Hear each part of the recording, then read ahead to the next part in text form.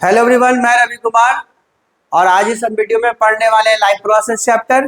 तो अभी से करेंगे हम लोग 2026 की बोर्ड की एग्जाम की तैयारी और रिजल्ट 99% लाने की हमारी गारंटी। तो आ जाते हैं, इसमें हम लोग पढ़ने वाले हैं आज जो हम आपको इस चैप्टर इस वीडियो में डिस्कशन करने वाले हैं लाइफ प्रोसेस के बारे में। और लाइफ प्रोसेस चैप्टर जो है हमारा बायोलॉजी का सबसे पहला चैप्टर है और इसका तैयारी हम अच्छे से करते हैं। तो आइए यहाँ पर सबसे पहले हम लोग बात करते हैं कि लाइफ प्रोसेस चैप्टर जो है साइंस में बायोलॉजी से, तो बायोलॉजी के बारे में थोड़ा सा डिस्कशन हम लोग कर लेते हैं। बायोलॉजी आखिर है क्या हमारे पास?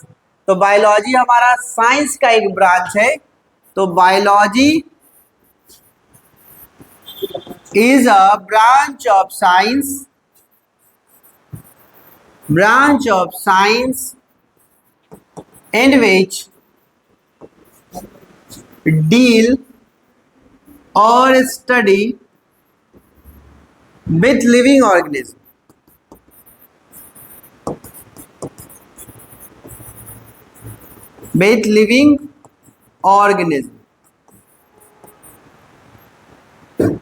एग्जाम्पल अगर हम बात करें, बहुत सारे अर्थ के ऊपर में लिविंग ऑर्गेनिज्म है, जिसमें हम लोग यहाँ पर कुछ एग्जाम्पल्स आपको just like a plants, human and other organism live in this earth. तो हमारा बायोलॉजी जो है एक ब्रांच है साइंस का, जिसमें हम जितने भी अर्थ के ऊपर में जीव जंतु रहते हैं उनके बारे में इस सब्जेक्ट्स के अंदर में हम लोग डिस्कशन करते हैं, उनके बारे में पढ़ते हैं, उनका लाइफ हम लोग किस प्रकार से लाइफ का पूरा प्रोसेस चलता है उसके बारे में हम लोग इसमें डिस्कशन करेंगे। तो हम लोग यहाँ पे सबसे पहले देखते हैं कि लाइफ प्रोसेस होता क्या है। यहाँ पर लाइफ प्रोसेस का डिफिनेशन यहाँ पे आपको हमने दिया है। तो लाइफ प्रोसेस होता क्या है, आ जाइए। लाइफ प्रोसेस एक बॉडी का और किसी भी लिविंग ऑर्गेनिज्म का बेसिक्स फंक्शन है, जो हर एक ऑर्गेनिज्म अपने आप को मेंटेन करने के लिए परफॉर्म करता है डिफरेंट टाइप्स ऑफ न्यूट्रिशन के और अलग अलग मोड ऑफ न्यूट्रिशन के मदद से। और यही लाइफ प्रोसेस जो है हमारे अर्थ के ऊपर में रहने वाले ऑर्गेनिज्म को क्या करते हैं, लाइफ प्रोसेस के मदद से वो सर्वाइव करते हैं। Then this is called a life process. It's the basic function performed by the organisms to maintain their life on the earth is called a life process. Second, यहाँ पे आप देख सकते हैं all living things। अब living things जो होते हैं हमारे अर्थ पर, just like a human, animals, insects, fungi और different type of organism जो परफॉर्म करते हैं हमारे अर्थ के ऊपर में लाइफ को सर्वाइव करने के लिए, ये इसमें बहुत सारे प्रोसेस को फॉलो करते हैं। जैसे कि प्रोसेस में अपना बॉडी ग्रोथ करने के लिए वो अलग अलग प्रोसेस को फॉलो करते हैं। एक्सक्रीशन प्रोसेस करते हैं, बेस्ट नाइट्रोजनियस वेस्ट को रिलीज करने के लिए इस प्रोसेस को फॉलो किया जाता है। रिस्पायरेशन, जो ऑक्सीजन लेते हैं, कोई ऐसे ऑर्गेनिज्म है जो CO2 पे सर्वाइव करता है with the help of CO2 inhalation करके, और कुछ ऐसे ऑर्गेनिज्म अर्थ पे है जो O2 के मदद से रिस्पायरेशन करते हैं। फिर नेक्स्ट वन है सर्कुलेशन, जो बॉडी का पूरा सर्कुलेशन फंक्शन को करता है, जिससे मेटाबॉलिक फंक्शन एक्टिवेट होकर और फंक्शन करता है। कहता है this all the process like other the respiration, digestion and which together keep the living organism live and perform their job for maintain their body and their life are called life process. तो यहाँ पे आप लोग देख सकते हैं, यहाँ पर फर्स्ट डिफिनेशन इस तरीके से हमने दिया है और सेकंड डिफिनेशन आप यहाँ देख सकते हैं। दोनों में जो हम लोग इस चीजों को फॉलो करते हैं only for the life process to maintain their life. Next one हम लोग आ जाते हैं। नेक्स्ट वन हम लोग देखते हैं यहाँ पर कि हमारा लाइफ प्रोसेस का मेनली जो फंक्शन है किन किन चीजों पर डिपेंड करता है, जिससे पूरा बॉडी मेंटेन कर सकते हैं। तो हमारा जो लिविंग ऑर्गेनिज्म अर्थ के ऊपर में सर्वाइव करते हैं, लिविंग ऑर्गेनिज्म वो इन 4 फंक्शन और प्रोसेस को मेनली फॉलो करते हैं अपने अर्थ के ऊपर में लाइफ को चलाने के लिए। The life process, the first function are respiration. Respiration are followed by the organism, living organism in a different modes. Some organisms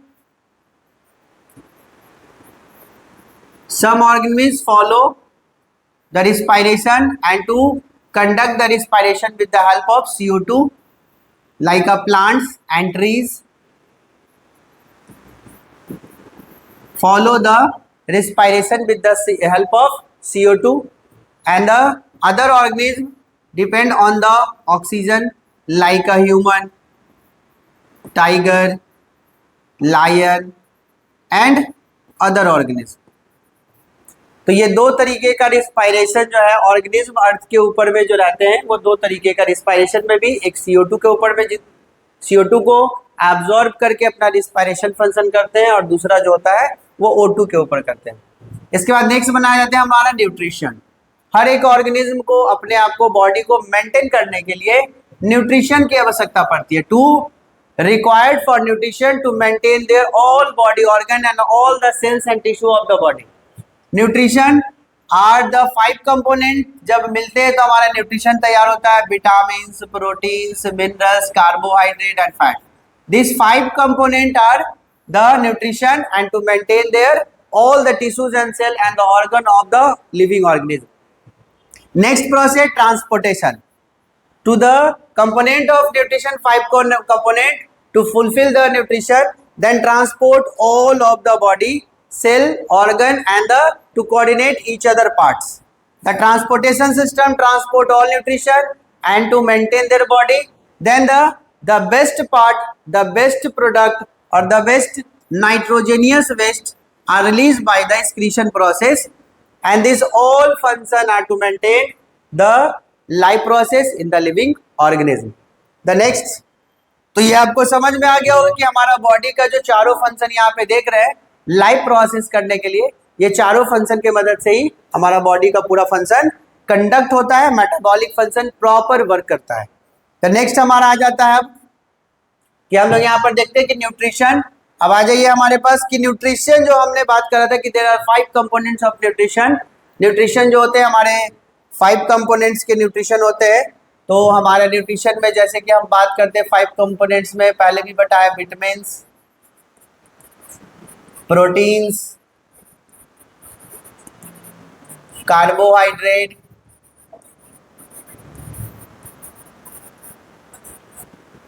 minerals and fats. These are the 5 components to complete and fulfill their nutrition to maintain their body. The other organism are different types of are live in this earth.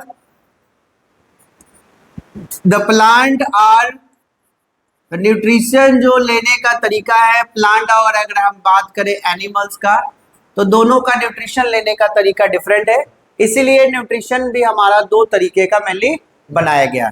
अगर हम बात करते हैं nutrition का यानी पोषण लेने की तरीके को, तो 2 तरीके से अर्थ के ऊपर में लिविंग ऑर्गेनिज्म फॉलो करते हैं। The first one autotroph nutrition, then second one are heterotroph. हम इसको हेट्रोट्रॉपिक भी कहते हैं, इसको ऑटोट्रॉप भी कहते हैं या ऑटोट्रॉपिक भी कहते हैं। ऑटोट्रॉपिक न्यूट्रिशन जो होता है, जो ऑर्गेनिज्म ओन फूड को प्रिपेयर करते हैं, खुद से भोजन बनाते हैं with the help of nature, nature पे यानी कि प्राकृतिक के चीज़ों पर निर्भर करके। But the heterotroph are nutrition follow by the one organism to other organism. एक ऑर्गेनिज्म दूसरे के ऊपर में डिपेंड करता है। जैसा कि अगर बात करते हैं हम लोग हेट्रोट्रॉपिक, जैसे कि ह्यूमन बींग हो गया, तो ह्यूमन बींग प्लांट के ऊपर डिपेंड करता है, एनिमल के ऊपर डिपेंड करता है, जैसे कि मान लीजिए चिकन हो गया तो मीट के ऊपर डिपेंड करेगा, और बहुत सारे अदर दूसरे ऑर्गेनिज्म पे भी डिपेंड करते हैं हेट्रोट्रॉप। तो मेनली इस में हम लोग देखेंगे ऑटोट्रॉप न्यूट्रिशन क्या होता है। तो आ जाइए यहाँ पर, कहता है it is the mode of nutrition, ये एक मोड है न्यूट्रिशन का यानी कि तरीका है एक न्यूट्रिशन का। Then organism synthesize their own food, खुद से अपना भोजन बनाता है, simple inorganic substance such as a water and carbon dioxide. इसमें वाटर, कार्बन डाइऑक्साइड और फोटोसिंथेसिस प्रोसेस करने के लिए सनलाइट का हेल्प चाहिए। The green plant are the autotrophs, जितने भी अर्थ के ऊपर में ग्रीन प्लांट है वो सब ऑटोट्रॉफ फॉलो करते हैं।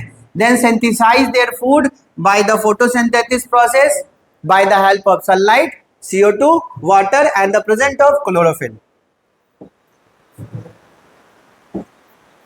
नेक्स्ट हम लोग आते हैं यहाँ पर कि फोटोसिंथेसिस प्रोसेस क्या होता है।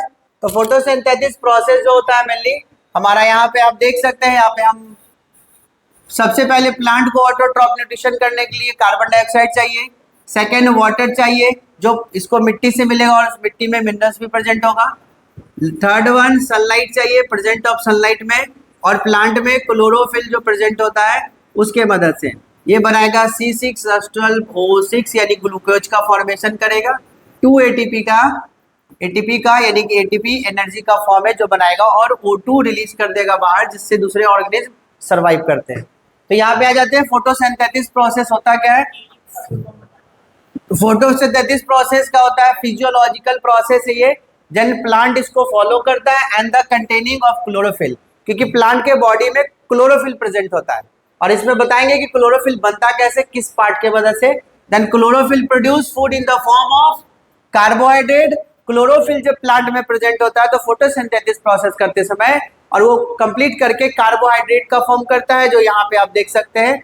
Then carbon dioxide, water and the sunlight energy के फॉर्म में काम करता है। Then oxygen release by the product of this, तो ऑक्सीजन जो है प्लांट रिलीज करता है दूसरे ऑर्गेनिज्म के लिए। देन इसके बाद आ जाते हैं क्लोरोफिल प्लांट में जो प्रेजेंट होता है जिसके कारण प्लांट ग्रीन दिखता है। तो क्लोरोफिल होता है क्या, एक ग्रीन पिगमेंट है, एक ग्रीन पिगमेंट है जो प्लांट में प्रेजेंट होते हैं और इसके मदद से फंक्शन होता है। Then green pigment found in the green plant and to appear a green plant for the help of green pigment of chlorophyll. Next आता है chlorophyll is present in the chloroplast. Chlorophyll होता कहाँ पे, chloroplast part में जो plant में होते हैं और ट्रीज में। क्लोरोप्लास्ट क्या होता है, क्लोरोप्लास्ट हमारा एक member bound oval cell organelles होते हैं जो क्लोरोप्लास्ट का काम है क्लोरोफिल बनाने का with the help of plant energy. कहता है it enclose by the double membrane. हमारा जो क्लोरोप्लास्ट प्लांट में प्रेजेंट होता है वो डबल मेम्ब्रेन से पैक होता है। The interior and contain the closely package, ये इंटीरियर पार्ट की मदद से पूरा क्लोज होते हैं। Then the sac of call thylakoids and a chlorophyll are present in the thylakoids. तो थाइलोकाइट्स में हमारा प्रेजेंट होता है। अभी हम आपको इसमें बताएंगे फिगर, ये हमारे पास फिगर देख सकते हैं यहाँ पर, ये हमारे पास एक डायग्राम है। ये डायग्राम जो है वो क्लोरोप्लास्ट का है और क्लोरोप्लास्ट कैसे हमारे प्लांट्स के अंदर में क्लोरोफिल का फॉर्मेशन करते हैं तो इस फिगर से आप समझ सकते हैं। तो पहले हम लोग बात कर लेते हैं यहाँ पर प्लांट में ये जो आप लिक्विड फॉर्म में इस पार्ट को भरा हुआ है इसको स्ट्रोमा कहते हैं। ये जो आप इस तरीके से जो एक कॉइन लग रहा है कि ये डिजाइन करके इसमें सजा हुआ है, ये माइक्रोस्कोप से देखने पे ऐसा लगता है, इसको हम लोग थाइलोक्वाइट कहते हैं। इसके बाद ये जो आप लेयर देख रहे हैं इस लेयर को इनर मेम्ब्रेन कहते हैं क्लोरोप्लास्ट का, और इसके सबसे ऊपर पार्ट को हम लोग इसको आउटर मेम्ब्रेन बोलते हैं। तो मेनली 4 पार्ट हमारा क्लोरोप्लास्ट का होता है, ये सारे एक साथ फंक्शन करते हैं। तो क्लोरोफिल प्लांट का जो ग्रीन पिगमेंट है वो फॉर्मेशन करता है। तो आ जाइए हम लोग का थाइलोकाइट्स क्या करता है। Thylakoid arrange in a piles called a grana. यहाँ पर जो थाइलोकाइट्स है ये वाला, ये अलग अलग ऐसे ऐसे सजा हुआ है तो इसको हम लोग ग्राना भी कहते हैं, ठीक है। And the lying in the colourless, ये कलरलेस होता है। ग्राउंड सब्सटेंस कॉल्ड स्टोमा, इसके जो ग्राउंड पार्ट होते हैं, इस ये जो हमारा पास ग्राना है इसके जो ग्राउंड पार्ट होते हैं ये वाला, इसको हम लोग ग्राना कहते हैं जो क्लोरोप्लास्ट का पार्ट है। Cell are present in the spongy and mesophyll are and the palisades of layer containing chloroplast. तो क्लोरोप्लास्ट का लेयर होता है जिसको पैलासाइट्स बोलते हैं और ये हमारे स्पॉन्जी मेसोफाइल और लेयर में बनाते हैं। Then therefore they are the site of photosynthesis. तो फोटोसिंथेसिस जब प्रोसेस सनलाइट की मदद से प्लांट करता है तो क्लोरोप्लास्ट मेनली फंक्शन करता है क्लोरोफिल बनाने के लिए। नेक्स्ट हम लोग आ जाते हैं, ये हमारे पास प्लांट के अंदर में पाया जाने वाला एक पार्ट जिसका नाम है स्टोमाटा। प्लांट के अंदर में पाया जाने वाला पार्ट है जिसका नाम है स्टोमाटा। स्टोमाटा के सबसे ऊपरी ये देख रहे हैं पार्ट होता है जिसका नाम है गार्ड सेल। इसके बाद ये देख रहे हैं जिसमें ये पार्ट जिसको हम लोग बोलते हैं स्टोमनल पोर, ये पार्ट आप देख सकते हैं जिसका नाम है एपिडर्मिक सेल। ये होता है थीनर आउटर वॉल, और इसके सबसे बीच का ये पार्ट जो इसको हम लोग बोलते हैं न्यूक्लियस। इसके इस न्यूक्लियस के ये जो पार्ट है आपका स्टोमाटा पोर्स के जो अपर पार्ट है, इसको हम लोग बोलते हैं थिक इनर वॉल। इसके ऊपर पार्ट ये जो देख रहे हैं येलो येलो कलर का, इसको सैप वॉक्यूल्स। इसके बाद ये जो लिक्विड भरा हुआ है इसको क्लोरोप्लास्ट, एक क्लोरोप्लास्ट प्रेजेंट है जो क्लोरोफिल बनाता है, और इसके चारों तरफ ये जो आप देख रहे हैं इसको बोलते हैं सब्सिडरी सेल। तो ये हमारे पास सारा इसके अंदर में देख सकते हैं स्टोमाटा का पहली पार्ट है, और स्टोमाटा का काम क्या होता है, फोटोसिंथेसिस को किस प्रकार से पूरे प्रोसेस को कंप्लीट करने में ये भी मदद करता है। तो कहता है stomata is a part of the plant which are present in the leaves. ये लीव्स में प्रेजेंट होते हैं, आप लोग लीव्स देखे होंगे, इस प्रकार का लीव्स हर एक प्लांट और ट्रीज में होता है। लीव्स में स्टोमाटा छोटे छोटे छोटे छोटे इसमें होल्स होते हैं, वही हमारा स्टोमाटा पार्ट है जो माइक्रोस्कोप से देखने पर इस प्रकार से अपीयरिंग होता है। तो हम लोग आ जाते हैं stomata are the minute opening और present in the epidermal layer of the leaf. ये लीव्स में प्रेजेंट होते हैं और एपिडर्मल के मदद से क्या करते हैं, ये ओपन और क्लोज होते हैं at a time of observation of CO2 और सनलाइट, और बाद में ये बंद हो जाता है ड्यूरिंग द, कहता है they are the responsible for gases exchange. इसका मेनली काम है गैसेस का एक्सचेंज करना। CO2 इनहेल करेगा यानी इनहेलेशन, और O2 क्या करेगा, ये बाहर फेंकेगा यानी एक्सहेलेशन प्रोसेस करेगा। तो एक्सचेंज ऑफ गैसेस करता है ड्यूरिंग द फोटोसिंथेसिस। जब प्लांट के अंदर में फंक्शन होगा, फोटोसिंथेसिस करेगा फंक्शन, तब उसके अंदर में स्टोमाटा जो है अपना स्पोर्स को ओपन करेगा और एक्सचेंज ऑफ गैसेस करेगा during the function of photosynthesis. Next word हम लोग आते हैं ऑटोट्रॉफ न्यूट्रिशन का नेक्स्ट पार्ट, जिसमें फोटोसिंथेसिस प्रोसेस किस प्रकार से प्लांट में कंप्लीट होगा। यहाँ पे देखिए कहता है द प्लासिड्स लेयर, जो हमने पढ़ा था अभी क्लोरोप्लास्ट के साथ में। तो कहता है the plastids layer the centre of the photosynthesis. ये जो लेयर होता है वो फोटोसिंथेसिस का सेंटर होता है, यानी कि the centre part of the centre layer of the parts. The light energy, जब सनलाइट से लाइट आएगा, then a trap a chlorophyll of the mesophyll cells and the palisade layer of the leaf. तो palisade जो leaf के layer होते हैं वो उसको क्या करेगा, अपने पास बुला लेगा, यानी कि उस अपने पास ट्रैप कर लेगा। ट्रैप मतलब क्या होता है, अपने पास उसको कंटेन कर लेना।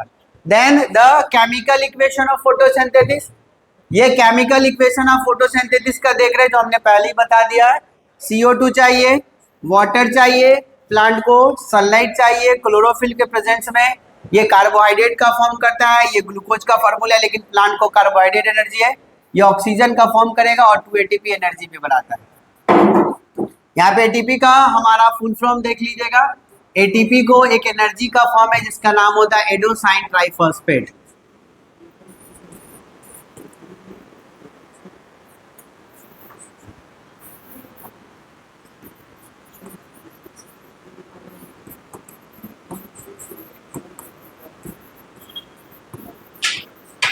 एडोसाइन ट्राइफॉस्फेट ये प्लांट के लिए एनर्जी होता है, और हमारे एनिमल के लिए 38 ATP एनर्जी। जब हेट्रोट्रॉप पर आएंगे तो उसमें आप लोग उसमें देखेंगे।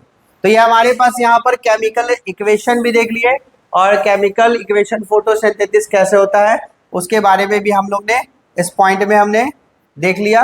अब नेक्स्ट वन आते हैं हम लोग कि जो हमारा फोटोसिंथेसिस प्रोसेस होता है वो किस प्रकार से, तो इस हमारे यहाँ पर दिया है यहाँ पर कि फोटोसिंथेसिस प्रोसेस जैसे कहता है light absorb by the chlorophyll. Light जितना ज्यादा एब्जॉर्ब करेगा प्लांट में, जितना ज्यादा क्लोरोफिल प्रेजेंट होगा उतना लाइट अब्जॉर्ब करता है प्लांट और tree. Second, light energy absorb, light को जब अब्जॉर्ब करता है सनलाइट को प्लांट, तो उसको चेंज कर देता है, कन्वर्ट कर देता है केमिकल एनर्जी में, क्योंकि प्लांट को मेनली केमिकल एनर्जी चाहिए अपने बॉडी को मेंटेन करने के लिए।